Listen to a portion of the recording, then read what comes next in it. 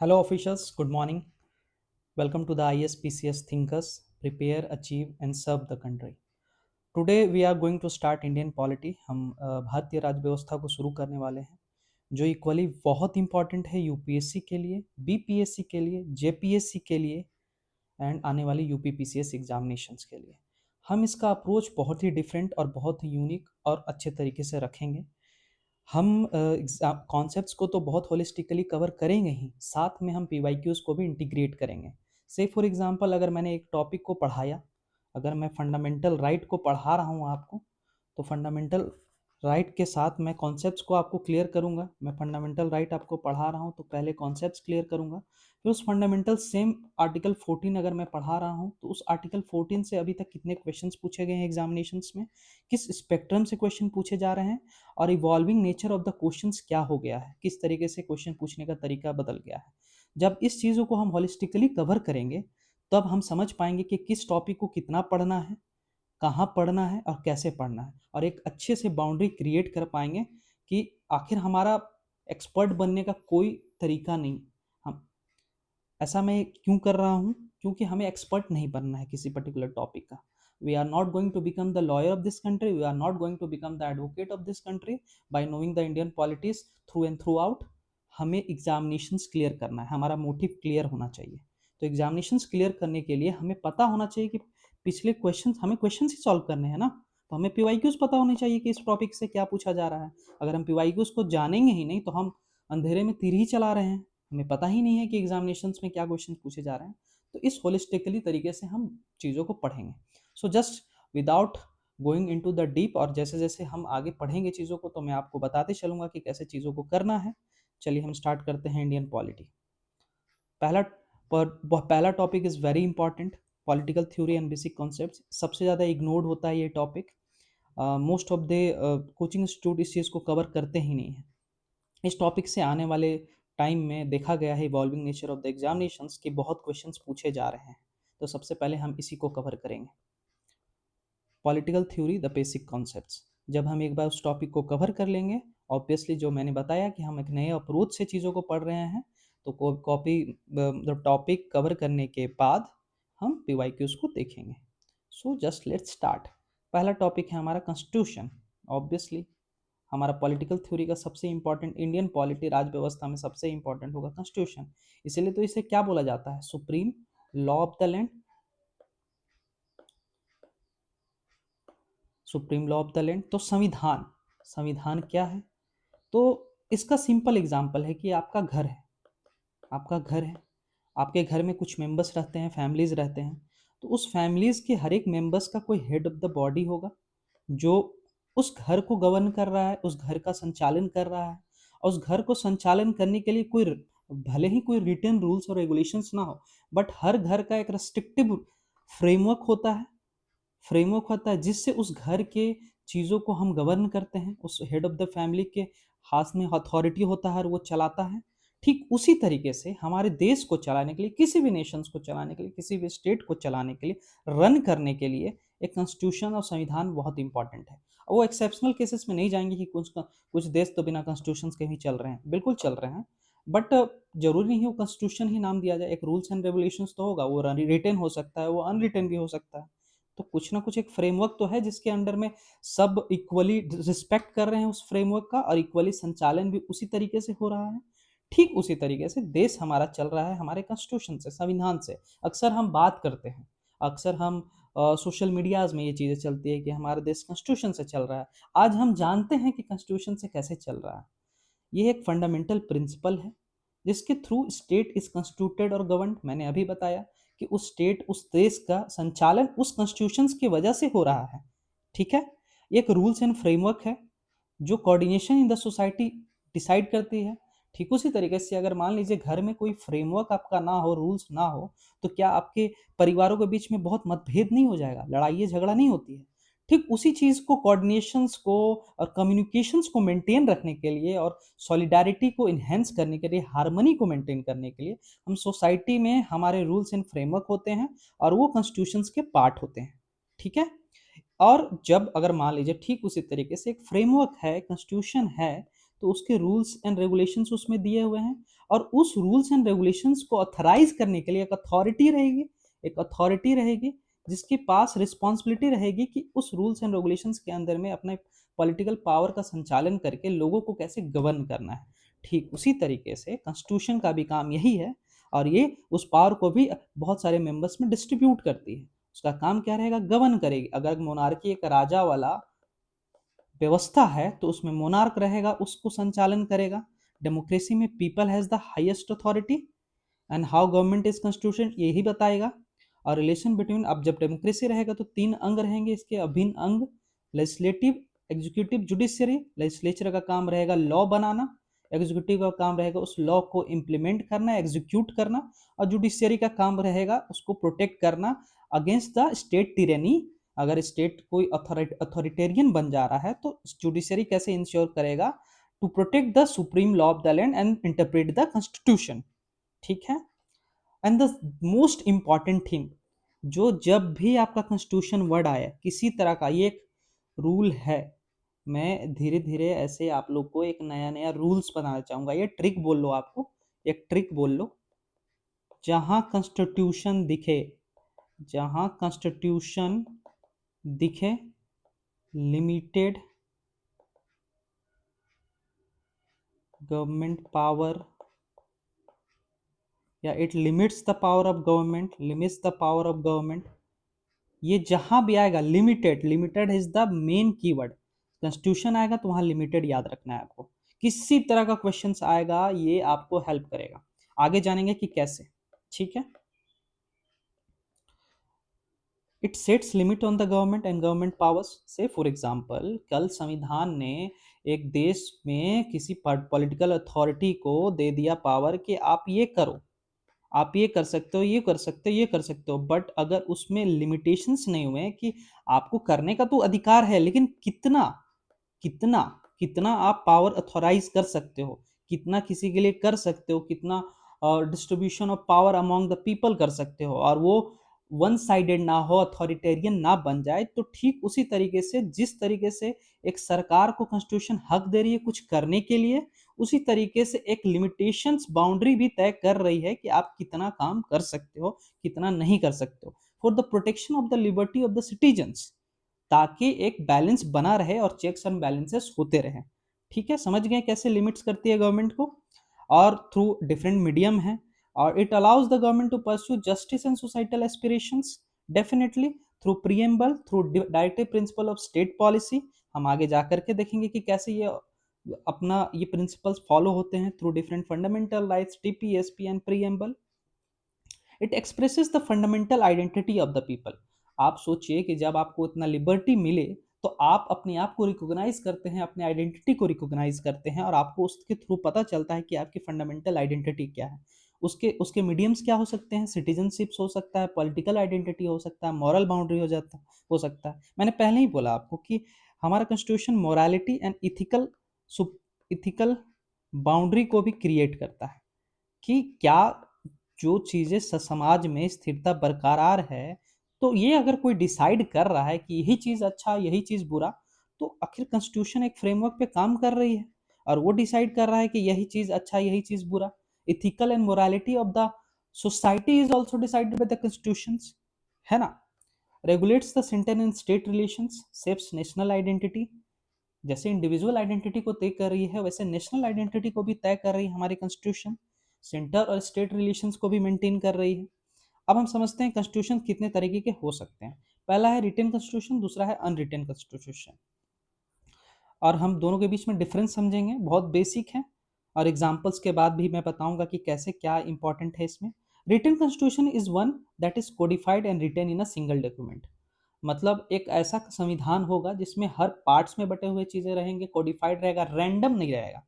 Randomness रहेगा तो चीजें समझ में भी नहीं आएगा, और कंट्री में वो संचालन भी करना आसान नहीं होगा। तो वो रिटन कॉन्स्टिट्यूशन होता है। Unwritten constitution is a type of constitution divide of laws and provision set in writing. It is a documented despite not being incorporated in a single book.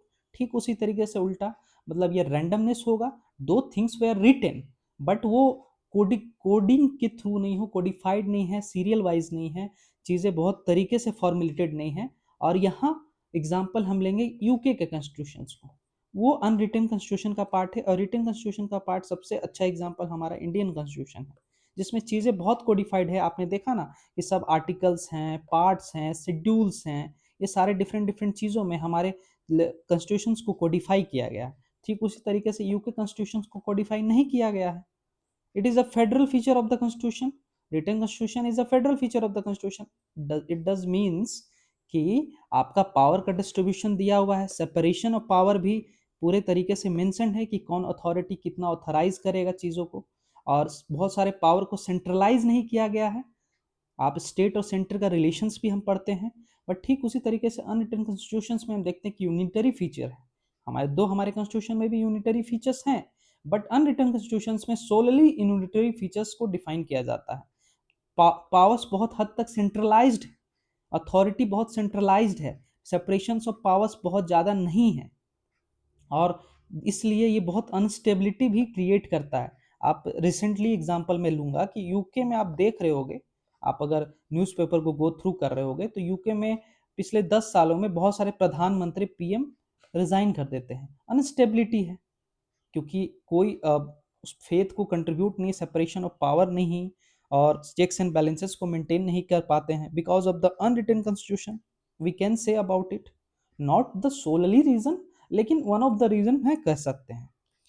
In this type of constitution is supreme, मैंने पहले बोला supreme law of the land, but in this of the type the constitution parliament is supreme. Doctrine of parliament sovereignty यहाँ follow होता है, मतलब कि parliament ही sovereign है और parliament has the higher authority over constitution, but here the constitution is the supreme law of the land. ठीक है, ये बहुत फ्लेक्सिबल है रिटन कॉन्स्टिट्यूशन, ये रिजिड और फ्लेक्सिबल दोनों है। ठीक है, हमारे कॉन्स्टिट्यूशंस में दोनों की एमलगमेशंस हैं, हम उसको देखेंगे।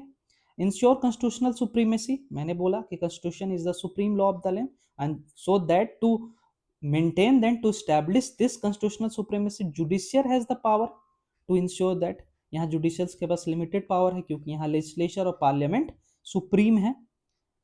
ये written constitution framed and compiled in a step by step manner, क्योंकि ये कोडिफाइड है, evolves over a long period of time. जैसे यूके कॉन्स्टिट्यूशन है, ये इवॉल्व हो करके जो आज है यूके कॉन्स्टिट्यूशन, वो मैग्ना कार्टा आया था 1200 एडी के आसपास, तब से ये इवॉल्व हो रहा है, और ये इसलिए कोडिफाइड नहीं है, इवॉल्व होता है टाइम के according. It specifies the structure, organization, power and function of both the center and the state.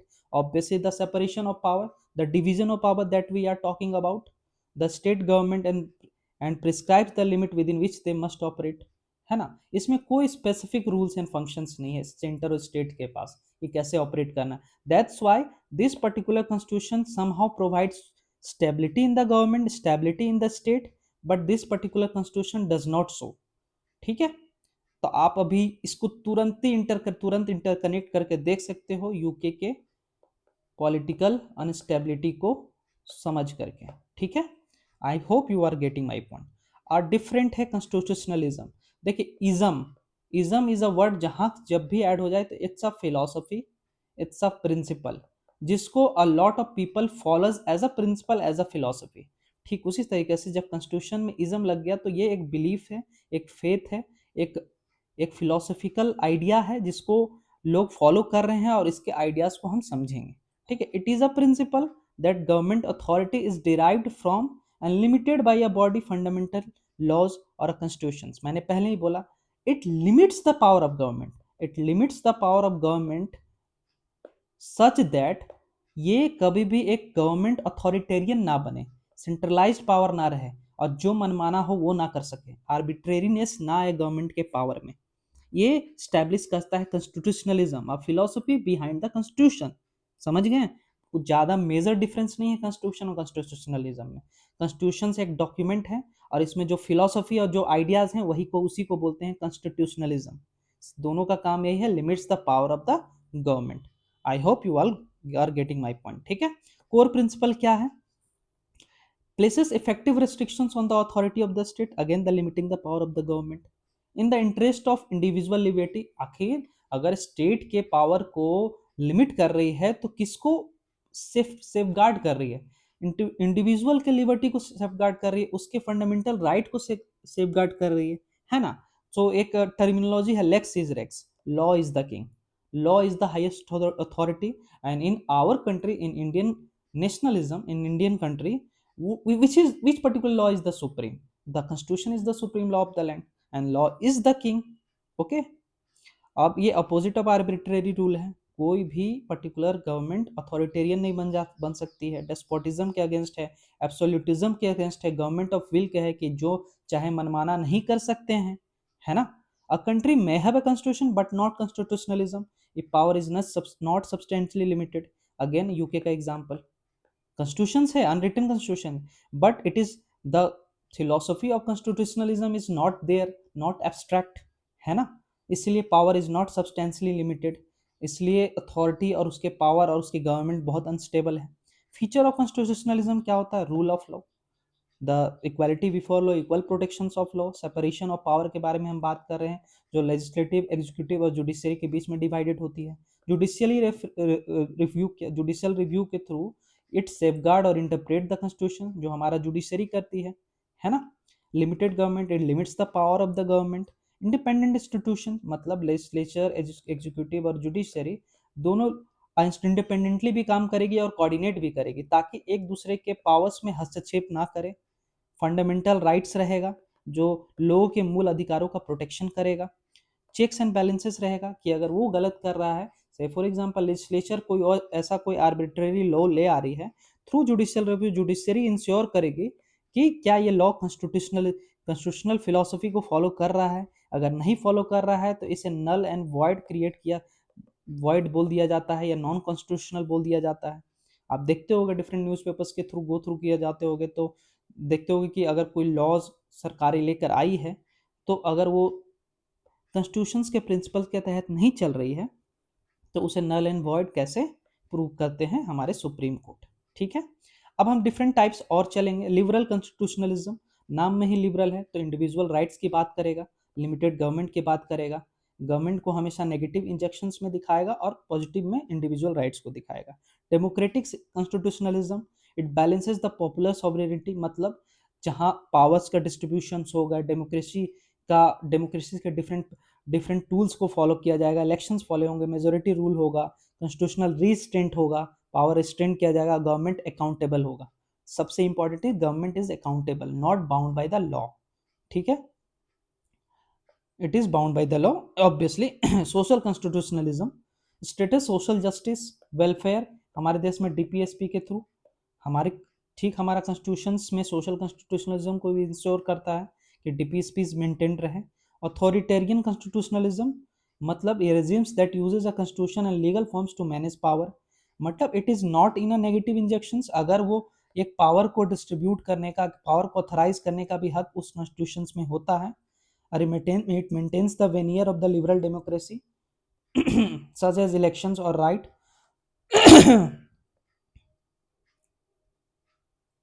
Authoritarian constitutions को इंश्योर करता है। It regimes that uses a constitutions legal forms of to manage powers, often maintaining a veneer of the liberal democracy, liberal democracy को maintain किया जाता है। और it limits the meaningful oppositions. ठीक है। Negative constitutionalism, obviously negative injections का मैंने बताया आपको कि इट लिमिट और restrict the state power to safeguard the individual liberty. यही है, फिर घूम फिर के उसी कॉन्सेप्ट्स को आएंगे। It limits the power of the government and it safeguard the individual liberty through enforcing the fundamental rights. Okay.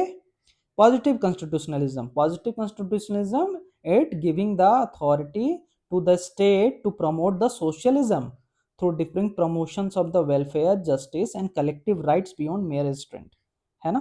Constitutional morality को डिस्क्राइब करता है, इथिकल मोरालिटी को स्टैब्लिश करता है सोसाइटी में, guides the action of both the government the citizenry. और ये एक्सपेसिफिकली mention नहीं है इंडियन कॉन्स्टिट्यूशन में, बट इनहेरेंट है हमारे प्रियम्बल में, फंडामेंटल राइट्स में, डीपीएसपी में।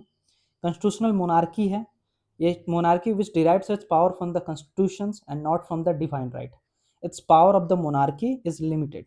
ठीक है। और एक थ्रू दिस कॉन्स्टिट्यूशंस ये इंटरप्रिटेशन ऑफ द कॉन्स्टिट्यूशंस भी है। ठीक है, ये इंटरप्रेट करता है कि कॉन्स्टिट्यूशंस किस तरीके से इंटरप्रेटेड होगी।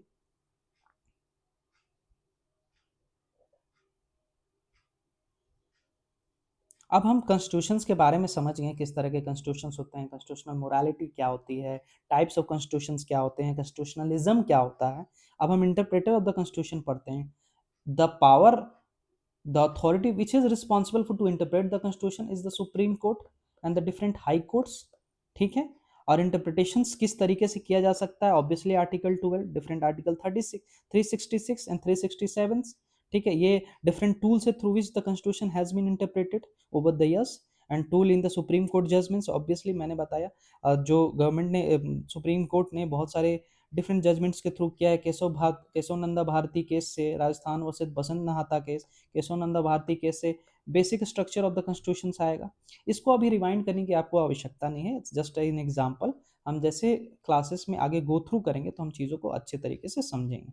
चलिए अब हम PYQs देखते हैं इसी टॉपिक से कि कॉन्स्टिट्यूशन और कॉन्स्टिट्यूशनलिज्म से क्या आता है। विच one of the following statement, अब देखिए इसी टॉपिक से, कॉन्स्टिट्यूशनल और कॉन्स्टिट्यूशनलिज्म से आपको पिछले पिछले तकरीबन 4 क्वेश्चंस आ चुके हैं। तो आप सोचोगे कितना इंपॉर्टेंट टॉपिक है और बहुत बेसिक भी है। ठीक है, पहला क्वेश्चन से देखेंगे, which one of the following statement best reflect the chief purpose of the constitution. वही कॉन्स्टिट्यूशन के पर्पस और फिलोसफी के बारे में पूछ रहा है। पहला हम चलेंगे, determines the objective of for the making of the necessary laws. Definitely determines the objective of the for the making of necessary laws, ये करता है। It enables the creation of the political offices in the government, हाँ बिल्कुल power दे रहा है creation of the political offices in the government. It defines the and limits the power of the government, क्या मैंने बोला था, limits the power of the government, define भी कर रहा है, पावर ऑथराइज भी कर रहा है, limits the power of the government. It secure social justice, social equality and social security, बिल्कुल। आप ये चारों चीज को देखोगे तो चारों बहुत सिमिलर ऑप्शंस हैं, बट द होल क्या बोल रहा है, best reflects the chief purpose of the constitution. इन चारों में सबसे इंपॉर्टेंट प्रिंसिपल क्या है कॉन्स्टिट्यूशंस का, it defines and limits the power of the government, ये है। दैट्स व्हाई मैंने बोला आपको कि एक ट्रिक याद रखें, वहां कॉन्स्टिट्यूशन आएगा, जहां कॉन्स्टिट्यूशन आएगा, constitution is equal to limitations, ये आप गांठ बांध लीजिए। ठीक है, ये हमेशा याद रहेगा। Okay, let's move forward. The next question is, constitutional government means representative government of the nation with a federal structure, can be a government whose head enjoys the nominal power, can be a government whose head enjoys the real power, definitely a government limited by the terms of the constitution। पहली तो आप ऐसे questions को solve करने के लिए अगर एक ट्रिक बताता हूँ, अगर कॉन्स्टिट्यूशन सिमिलर वर्ड्स में अगर मेंशन दिख गया तो उस पे अलर्ट हो जाना है। ठीक है, कॉन्स्टिट्यूशन, कॉन्स्टिट्यूशंस, तो उस फ्रेमवर्क, उस कीवर्ड को पकड़ करके भी हम कभी कभी ना आए तो आंसर को हम लेके जाते हैं। लेकिन मैंने एक तो कीवर्ड आपको बोल ही दिया, जहां लिमिटेड वहां आंख बंद करके टिक मार के आना है। इसका मतलब ये नहीं कि ये फिलोसफी नहीं है, but this particular line best describes the constitutional government. That's why this particular option is true। ठीक है, अब नेक्स्ट क्वेश्चन, द कॉन्स्टिट्यूशनल, ये देखिए 2023 रिसेंटली आया है, 2021 में आया है, अब 2020 के क्वेश्चंस को चलेंगे। A constitutional government by definition is a, फिर से again same question repeated, 2020 and 2021 similar questions repeat कर दिया गया है। Constitutional government, constitutional government, again limited government, बस सिंपल सिंपल। देख लो आप कितना रिपीटेड क्वेश्चंस रिपीट पूछे जाते हैं। तो हम पीवाईक्यूज के थ्रू हमें समझ में आ रहा है कि हमें कॉन्स्टिट्यूशन, कॉन्स्टिट्यूशनलिज्म को कवर करना ही है।